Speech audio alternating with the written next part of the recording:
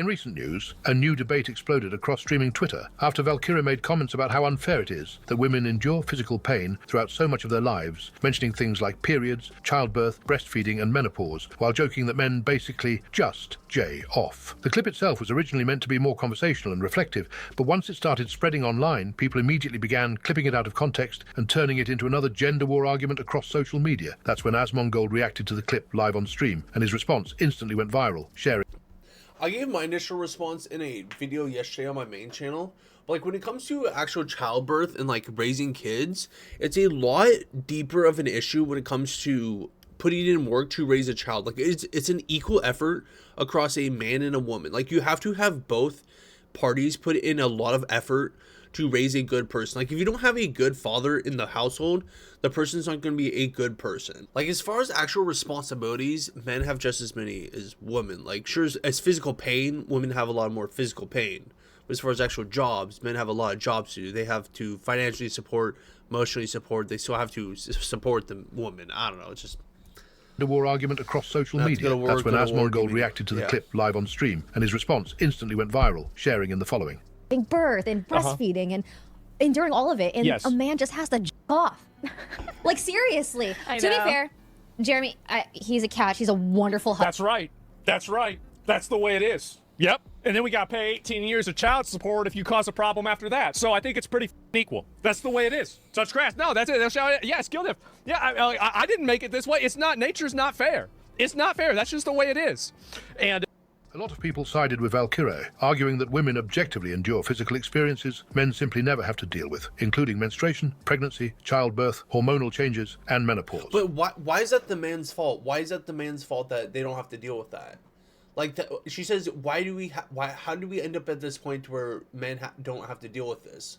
Like it's not the man's fault that this is how it's happened. Like it's a natural thing. Like if you're having kids, that should be worth it at the end of the day to have kids and to go through all this childbirth and child pain. Like if you want, like sure, menstruation, like if you don't want kids, like it shouldn't, like it just is, like you're born with it, whatever. Like at the same time, like childbirth, you should make your decisions to where childbirth is worth it. You should make your decisions to where you're going through everything to where having a child is worth it. You should be raising your kid to where having your child was worth it at the end of the day. You shouldn't be having kids for the heck of it. You shouldn't be having kids just because like, you just wanted a kid. Because like if you get into a relationship with just a random guy and then you're like, oh, he's a bad guy, but I'm going to have a kid with him anyway. Like that's kind of dumb. Because like you shouldn't be putting yourself in like a certain situations where where you could potentially have a kid with a person who's a bad person. You shouldn't be in the relationship in the first place if they're not a good father, if they're not a good boyfriend, if they're not a good husband. Like you shouldn't be in the relationship in the first place if they're not going to be a good father. You shouldn't be in that situation in the first place, because that could happen theoretically. You have to think long term, no matter what the situation is. Like I hate that when people are like, "Oh, he's just a fling. He's just a short-term boyfriend." Well, it's like, well, what if he gets you pregnant? What if he like? You have to think responsibly if you're an adult. Like too many people don't think responsibly if they're an adult. They make adult decisions, but they're not They're not responsible as an adult. But like at the end of the day, you're bringing another person into this world based on you not making an adult decision. Like you're making an adult decision, but you're not thinking like an adult. You're bringing another person into this world based on the fact that you want to just have a short-term boyfriend, and then all of a sudden you have a guy paying you child support for 18 years. Like I obviously believe in child support. I obviously believe that you should, like the man should have, like you should support your child and stuff like that. I think people fall back on it way too much. Like the fact that people think like, oh, I'll just get child support if this guy doesn't turn out to be good. Like you shouldn't have to fall back on it. Like you should want to raise your child with a husband or a wife. You should want to raise your child with a family. Many replies said Asmongold completely missed the point by turning the discussion into an argument about child support, rather than acknowledging the physical realities Valkyrae was talking about in the first place. Others defended Asmongold and argued that his broader point was about... But Valkyrae is missing the point about the physical things. Like no one chooses the physical... Like you can't choose physical pain in this world. That just sort of happens in this world. Like physical pain just sort of happens in this world. It's dumb to like say, oh well, men have testicular pain when you kick them in the nuts. Like no one chooses to like have that. That's just what happens. Like obviously there's like people say, oh, men test, like, you know what I'm saying? Like you can't choose what type of pain people have in this world. how men and women experience different types of hardships rather than identical ones. Supporters said people online were intentionally taking his response in the worst possible way and ignoring that he was talking about long-term responsibility, financial pressure, and the expectations placed on men. Then, like most internet debates, things quickly became far more toxic. Some replies started mocking Valkyrae personally, while others attacked Asmongold and his audience. A few viral posts even turned into meme responses about relationships, parenting. I personally think this reflects upon Valkyrae because the fact that she's projecting to where she's only worried about the physical short-term pain that happens when it comes to like having a child or having a just being a woman. In fact, she doesn't think that, she thinks it's not worth it at the end of the day to be a woman, because she has like childbirthing pains. Like, she doesn't think it's worth it. She doesn't think that like her husband is like, the way I see it is, if she had a good experience with a boyfriend or husband at the end of the day, she would see it'd be worth it to have a family. She would see it to be worth it to go through all that if she were to have a family. She would say, oh, it's worth it to go through this at the end of the day because I have a family to go home to. Like, not at the end of the day, like, oh, I don't like having all this period cramps because, like, it's because fuck men or something like that. Like, and child support, which only pushed the conversation further away from the original discussion. Meanwhile, another section of the community tried to take a more balanced approach. Some commenters pointed out that both men and women experience different struggles throughout life, and argued that social media constantly turns these conversations into pointless men versus women battles. Another livestream moment exploded online after a clip from a party involving Jason the Ween started making rounds across Reddit and Twitter. The situation began outside an LA party where a girl was reportedly trying to get inside despite not being on the guest list. At first, the interaction seemed awkward more than anything serious, with Jason and the people around him trying to figure out whether somebody inside actually knew her or could vouch for her. But as the conversation kept going, viewers felt the situation started getting increasingly uncomfortable in the following clip. Doing our job. Yes. I understand that, but Capri, my car is literally at Capri's house. I have no way back unless it's Steph and I'm sorry. I have nothing. I can't. I'm sorry. I'm doing my job. So my name's on the list. My name's Lindsay Nicole. Wait. Her name's on the list? You got swag, bro. Y'all look at time. Literally all my friends in besides me. They were y'all friends. Like Capri. But no one said, no one turned around and said, yo, bring her in. I'm just being... Cool. That's great. Like, I literally have thousands of followers, bro. Like, I don't follow I know how much people hate my laugh, but at the same time, that is actually crazy. I have thousands of followers. You're saying that to Jason motherfucking the Ween. The whole thousands of followers doesn't matter. Followers is not a thing. We all human. We all shit, bleed, sex. Like 2 weeks ago, so it's fine. My homies, it's this time. Don't pull that card. Listen, I'm not a therapist. I'm just a bouncer. I just let people in and out. All right, I'm just doing my job. I understand, but I'm a girl by myself, and all of my friends are inside. Get a shoulder and cry on this. I don't know.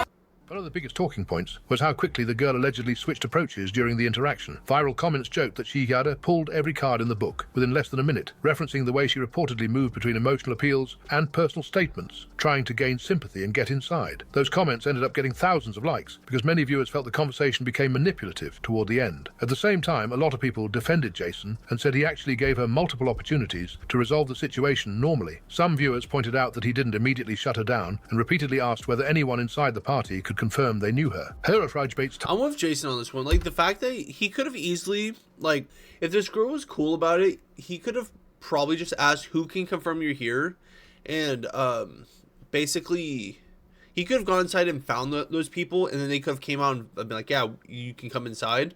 Like, they could have confirmed it. But the fact she was like flipping out about her followers and stuff like that, like, she kind of ruined it for herself. She kind of did herself in, like, obviously what the video said, but at the same time, like, I don't see why her saying that, oh, the person inside has my car. I don't know why that means that you can come inside to a party. Like, I don't know why she thinks that means, like, that in, like, all of a sudden invites yourself into a party.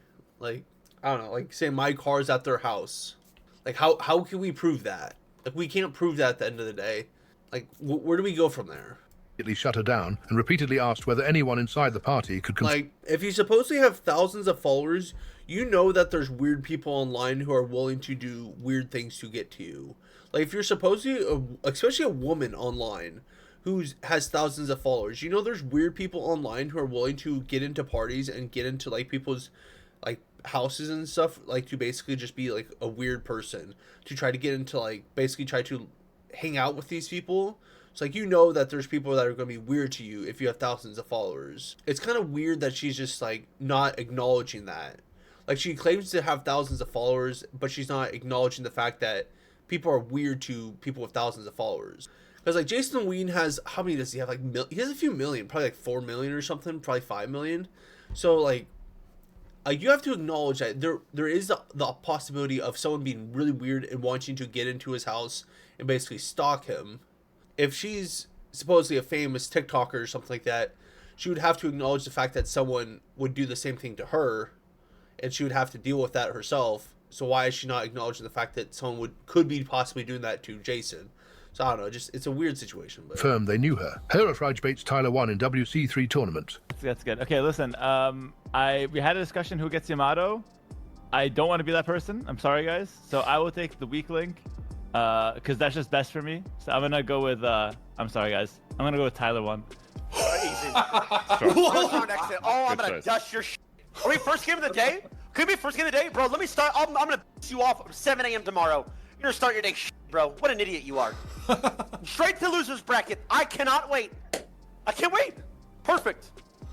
Wow. I mean, listen, Tyler, if I flip a coin tomorrow, that has better chances of beating me than you do, because you have sub 40% win rate. Gotta remind you on that once again. Also, you had a chance for a 1v1, and you stepped down today. So you have 0 aura, you're yelling at your teammates, and you have a 40% win rate. It's not looking good. It's not looking good. I won 100% of the games I was in. I'm a team player. I'm not an egomaniac who has to make the show entirely about him and take 2 1v1 spots in a row. That's what you did, bro. You have an ego. Another major live stream debate started. I'm going to pretend I know what that it's all about. I'm going to pretend I know. I'm going to nod my head and go, yeah. Blowing up online after XQC gave his thoughts on Ice Poseidon and the impact he had on IRL streaming. During a recent stream, XQC started talking about how different the streaming landscape would look today if Ice Poseidon had... So something about Ice Poseidon streams genuinely kind of give me anxiety.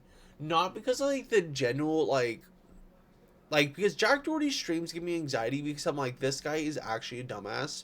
But Ice Poseidon streams give me anxieties because I'm like, he's like actually like interacting with a bunch of people that could like, how do I describe it? Like, because I watched Ice Poseidon and Action Man go to Chile or how you pronounce it. And like they were going to like glaciers and like ice stuff and stuff like that. And like the people there were like super annoyed with their filming. And I was like, it made me uncomfortable. Like watching them get in trouble for filming and like people get mad at them. I'm like, this is actually crazy. Like the way they were just like okay with being yelled, like, and like the fact they were just like I don't know. Like, just weird stuff happening when they're IRL streaming. Just the stuff they have to put up with. It's just, I don't know, weird. And, like, they were dealing with, like, bitrate issues. And, like, it was just a weird situation. I don't know. It's a lot different than desktop streaming. I will say it's a lot, like, less... had never been banned from Twitch. According to XQC, Ice wasn't just another creator from the old Twitch era. He was one of the people who helped pioneer IRL streaming before it became mainstream content across the platform, sharing his reaction in the following clip. Official. Yeah. Chat, if he wasn't banned on Twitch, chat, he'd be like a 60k Andy on IRL, and people wouldn't even try to do IRL because they'd be intimidated by what he's doing in IRL and how they can't compete. Chat, I do kind of agree with that because his IRLs, like, even though they give me anxiety because like because the people he has around him, like as far as like him being around like old people and people who don't understand streaming and people who like talk to him and like will get upset with him, but at the same time, like, he goes to places that are decently interesting, like back to like the ice glacier thing I was talking about. Like, it is a decently interesting thing he goes to. I don't know, it's a lot more interesting than him just walking around LA, we'll say. I'm not kidding. Listen, I'm not even glazing. I'm not glazing. I think there's a good chance that people would do a lot less IRL just because they would see the bar that he does in IRL and be like, yeah, I'm not gonna do all that. I feel like also like one of the worst things that happened was like during COVID, streaming like 2x'd. Like everybody was getting like, instead of 20,000 viewers, they're getting 40,000 viewers, or like instead. Every idea that people do, he already did it like before. Like, brother, You can say what you want about Ice. He literally pioneered almost everything people do in IRL way before. Like, not even just like a couple months, like years before. Come on, bro. The 5, really? They were getting 10. And there were tons of people. A lot of people agreed with XQC's core point that Ice Poseidon undeniably helped pioneer IRL streaming. Yeah. Some viewers pointed out that long before IRL backpacks became mainstream products, or before every major streamer was walking around with mobile setups, Ice was already building an audience around real-world live stream content. One popular opinion online was that his biggest contribution wasn't necessarily his personality itself, but proving that portable IRL streaming could actually become a viable category on Twitch. But many others immediately pushed back against the nostalgia surrounding Ice Poseidon. Critics called him the OG nuisance streamer, arguing that people romanticized the early IRL era, while forgetting how chaotic and damaging parts of it actually became. A huge criticism brought up repeatedly was how his streams often encouraged harassment toward businesses, strangers, and random public workers who never agreed to be part of live stream content in the first place. Dr. K ponders if his... As I'm saying, like, his streams give me anxiety. Like, they're not so bad nowadays. Like, obviously some of his streams are better nowadays, but like as far as like what goes on in his streams, they just give me anxiety when I watch them. Wife is flirting with him after a long sesh of discussing the science of flirting. Oh, this smells caffeinated. I don't know if I... Okay, thank you. Sure. What are we watching? If you've made it this far into the video, make sure to like and subscribe, and thank you for watching. Until next time, see you later.